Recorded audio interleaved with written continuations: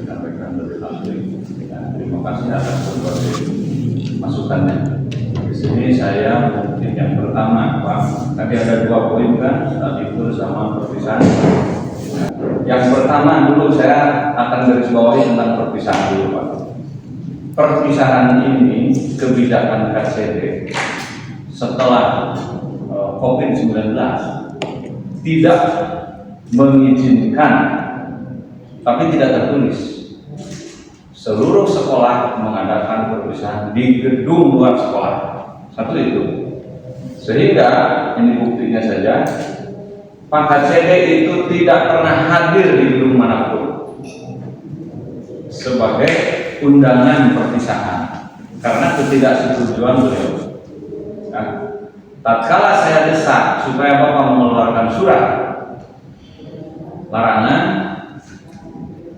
ya kalau saya melihatnya tegas saja, Pak. Tapi ternyata seorang pejabat, ya mungkin Pak Haji Muzani, takut bertabrakan dengan kalau sudah muncul surat katanya. Waktu itu hanya ditaati oleh yang saya tahu SMA 7 saja. Sehingga kepala saya tekan, walaupun kesiswaan membawa sejumlah Google Form persetujuan siswa yang setuju di gedung, yang setuju di sekolah. Akhirnya saya push Pak Muhammad, Pak, kemukakan orang tua tidak tahu di gedung itu biayanya berapa. Setelah dikemukakan biayanya berapa, maka orang tua ngerempon, Pak, terlaksana di sekolah dengan biaya yang relatif lebih murah itu. Nah, sekarang kepala-kepala sekolah sudah saya telepon semua. Kenapa Bapak Ibu repot-repot ingin mengadakan perpisahan? Yang wajib itu Bapak Ibu melaksanakan seremoni atau langkah-langkah dinas sampai kelulusan. Sudah saja kewajiban Bapak Ibu sampai kelulusan, yang berikutnya mungkin hanya sekedar legalisir, ya, itu tidak wajib. Kenapa? Satu-satunya cara untuk bisa menghentikan kegiatan-kegiatan ini yaitu dengan cara larangan, Pak, larangan resmi dari Pemkot saja. Sebab apapun, walaupun SMA, SMK, SLB berada di bawah provinsi, tapi secara zonasi mereka itu tetap ada di bawah pemerintah kota.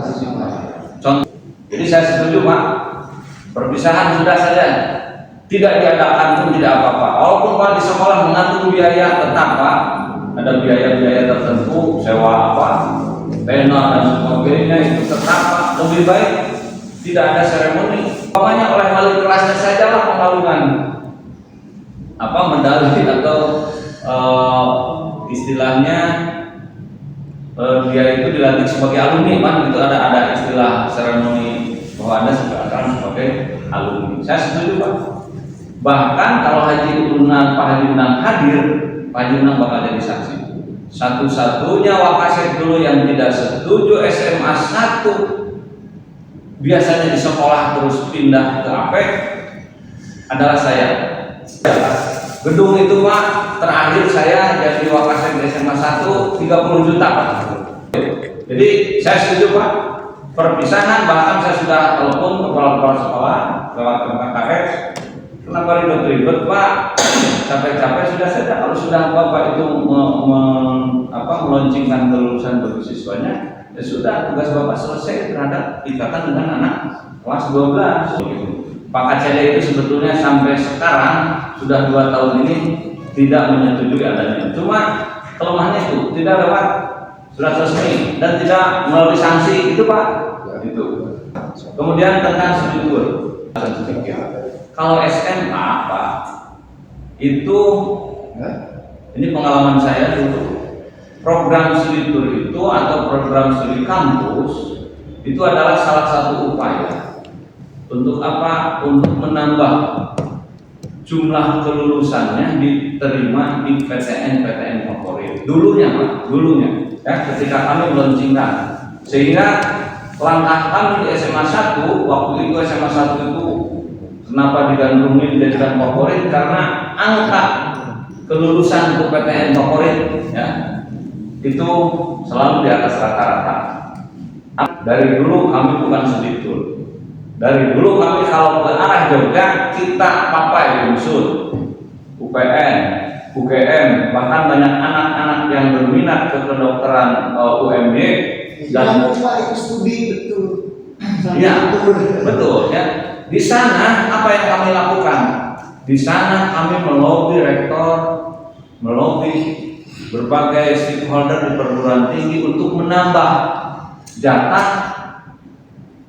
Kan sudah dijatah Pak, di sana itu sudah ada jatah SMA 1 sekian persen, itu kami itu melobi dengan apa? Kami membawa segudang prestasi Pak kepada mereka bahwa saya itu adalah jagonya mengunggulkan anak-anak yang olahraga juara 2 saja atau juara 3 tingkat jabar tenis meja UGM itu sudah otomatis dijamin. Kalau tenis meja renang, karate silat. Kemudian kalau bridge UGM, Unsud, Unpad, setahun saya bisa meloloskan 6. Setahun dari cabang bridge saja saya sudah bisa meloloskan 6. Ya, nah itu diikuti oleh sekolah-sekolah yang lain Pak. Kesininya gitu ya untuk apa? Nah sekarang penilaian Kemendiknas itu bukan berdasarkan nilai UN, tapi ada 3 komponen. Yang pertama kalau SMA banyaknya atau persentase lulusannya yang diterima di PTN Pak. PTN favorit Pak. Ya. Barulah yang kedua diterima persentase kelulusannya yang melanjutkan ke perguruan tinggi itu tidak menilai PTN ataupun PTS. Umpamanya SMA 1 95% melanjutkan, itu dianggap sekolah disebut kalau sekarang masyarakat menyebut sekolah favorit, tapi kalau Kemendiknas menyebutnya itulah sekolah yang prestasinya baik. Nah itu sehingga studi kampus ini di Kota Tasik dari SMA 1 sampai SMA 10 sekarang jadi tren mereka itu sama-sama punya perguruan tinggi yang langganan mereka. Sehingga pelaksanaannya itu di kelas 11 bukan kelas 12. Kenapa? Supaya nanti siswa setelah pulang dari sana, umpamanya mau ngambil jurusan hukum, di kelas 11 mereka sudah punya strategi. Oh, saya ini dari jurusan IPA, mau ke Fakultas Hukum Unsur. Dari sana mereka sudah dapat penjelasan. Paribasan dan kebutuhan ya Anda tidak akan lulus lewat senam PTN atau lewat jalur rapor. Kenapa? Karena Anda bukan jurusannya. Jadi yang jalur rapor itu harus. Nah, sehingga anak langsung balik badan Pak. Tapi saya tetap ingin ke hukum. Akhirnya anak apakah memperdalam di bimbel dan sebagainya karena dia harus lulus ke Fakultas Hukum lewat jalur tes. Mau motivasinya kegenjot banyak. Ya, itu Pak. Itu. Jadi kita ke perguruan tinggi studi banding, kemudian buat anak istilahnya apakah saya itu sudah cocok ada di jurusan IPA. Biasanya yang bersorak itu Pak anak-anak yang IPS maunya ke hukum. Dulu dia di IPS itu karena terpaksa karena nilainya umpamanya tidak memenuhi syarat untuk IPA, karena IPA berebut dia terpaksa masuk IPS ya. Tapi setelah studi kampus, wah ternyata kita yang berpeluang untuk lolos di undangan ya. Kalau dulu itu disebutnya apa? PMDK, kalau dulu PMDK. Sekarang sedang PTN ada lagi sekarang namanya terus berubah-ubah sehingga saya juga jadi lupa. Seharusnya Pak Haji gitu kan menciptakan SMA 1 seperti yang Pak Haji yang disampaikan gitu kan, rata di Kota Tasikmalaya. Jangan sampai terpusat agar supaya gitu kan warga Kota Tasikmalaya ini gitu kan dapat bebas KPTUN dengan pola dan program Pak Haji. Betul, sudah Pak. Saya sudah lakukan. Contoh sekarang coba Bapak baca grafik SMA 6. Grafik SMA 6. Kenapa? SMA 5. Ya, SMA 5 atau udah jelas SMA 5 dari dulu Pak. Dari dulu SMA 5 dengan SMA 1 sudah bersaing Pak. Jadi begini Pak, waktu saya bandingkan kenapa SMA 6. Karena gini Pak, ada kepala-kepala sekolah punya strategi khusus. Tapi kalau saya strateginya banyak di seni, olahraga, dan yang lainnya yang non akademik Pak, non akademik. SMA 6, kenapa dia sekarang angkanya begitu membludak? Karena SMA 6 itu kebetulan kepala sekolahnya basicnya olahraga. Jadi sejalan dengan saya. Jadi saran saya dengar, Pak maaf, saya sebagai pengawas hanya memberikan advice, dilaksanakan dan tidak oleh sekolah. Ya itulah, apalagi saya bukan kepala KCD, itu Pak. Jadi untuk studi kampus untuk SMA Pak, sekarang ini tetap jadi tujuan pokok mereka untuk meningkatkan mutu lulusan yang tadi penilaian kepemimpinan itu dinilai dari mutu lulusan. Ya, kalaupun nanti oleh Bapak diaudit biayanya itu mungkin ada ketrepel segini demi anak-anak kita masuk ke sana, itu Pak. Kan untuk studi tour atau studi kampus SMA itu tinggal, saya setuju, audit eksternal itu perlu Pak. Bagaimanapun mungkin tetap saja ada oknum-oknum yang main, ya. Sekolah kalau tujuannya sudah jelas, programnya jelas, baik. Tapi tadi Pak, kalau audit internal, saya yakin tidak akan efektif. Termasuk oleh KCD tidak akan efektif. Ya, audit eksternal dan semuanya ini maaf diserahkan kami dari KCD, kami dari pengawas ke sekolah binaan. Bapak tidak perlu memikirkan anak ini mau kemana. Tugas Bapak kalau bertabrakan dengan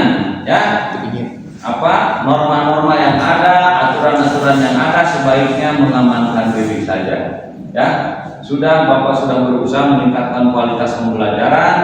Poin yang kedua Pak, untuk penilaian sekolah itu meningkatkan kualitas pembelajaran dan meningkatkan kualitas guru. Sekarang lewat PMM Pak, lewat Platform Merdeka Mengajar.